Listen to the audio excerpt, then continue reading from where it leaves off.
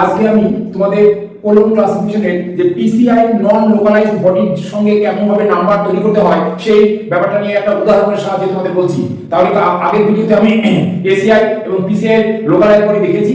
আজকের ভিডিওতে আমি তোমাদের শুরু করছি নন লোকালাইজড বডি থাকলে কিভাবে আমরা নাম্বার তৈরি করব সেই সম্পর্কে আলোচনা করছি। তাহলে প্রথমে দেখো একটা টাইটেল নিয়েছি, আমেরিকান লাইব্রেরি অ্যাসোসিয়েশন।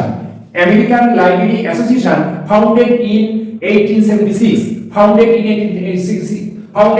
1876 তাহলে যে আমেরিকান একটা লাইব্রেরি অ্যাসোসিয়েশন, একটা লার্ন সোসাইটি। এই ক্ষেত্রে আমরা যখন এটা নন লোকালাইজ, আমাদের লোকাল নয়, নন লোকালাইজ হলে তার আগে একটা 9 সংখ্যা যোগ করতে হবে। এই যে আমরা ইয়ারটা পেয়েছি 1876 সালে এই আমেরিকান লাইব্রেরি অ্যাসোসিয়েশন তৈরি হয়েছিল, এটা আমরা ক্রোনোলজিক্যাল ডিভিশন থেকে নেব এই 1876 এর নাম্বারটা, তার আগে আমরা 9 সংখ্যা যোগ করব।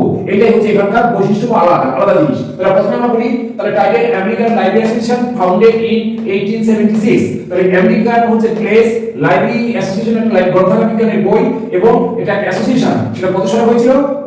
1876 সালে। এটা একটা লার্ন সোসাইটি, শিক্ষামূলক সংস্থা। তাহলে প্রথমেই আমরা অ্যানালিসিসে পাবো লাইব্রেরি সায়েন্স MC2, যেটা আমাদের কাছে ফর্মুলা কালকে দেখেছি, আজকে বারবার লিখিনি।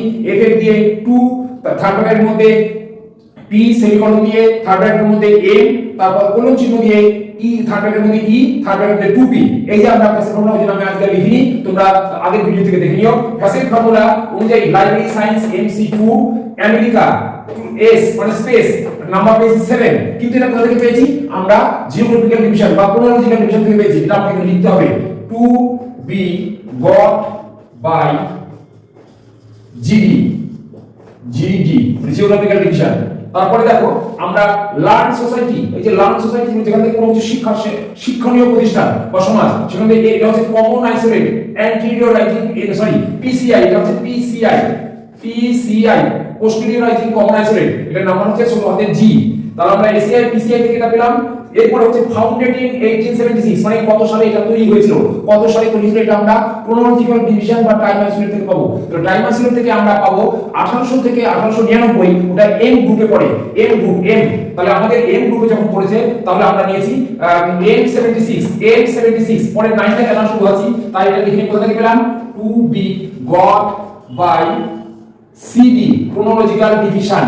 আর এই যে 9টার কথা এতক্ষণ ধরে বলছিলাম যে 9 কোথা থেকে এলো, আমরা M76 পেয়েছি CD থেকে, কিন্তু 9টা আমাদের শিডিউলে রুলস এন্ড রেগুলেশনে আছে, সেখানে বলে দেবে, যেখানে দেখবে ক্রোনোলজিক্যাল ডিভিশন, তার যে রুলস পার্ট 1 এ আছে, সেখানে বলতে আছে লোকালাইজ, নন লোকালাইজ। লোকালাইজ থাকলে আলফাবেটিক্যাল ডিভিশন, আর নন লোকালাইজ হলে এর আগে 9 একটা সংখ্যা যোগ করতে হবে। তাই জন্য আমরা 9M76, এটা মানে হচ্ছে ফাউন্ডেড ইয়ার, ফাউন্ডেড ইন 1876। তাহলে therefore এবার সিনথেসিস করব লাইব্রেরি সায়েন্স 2।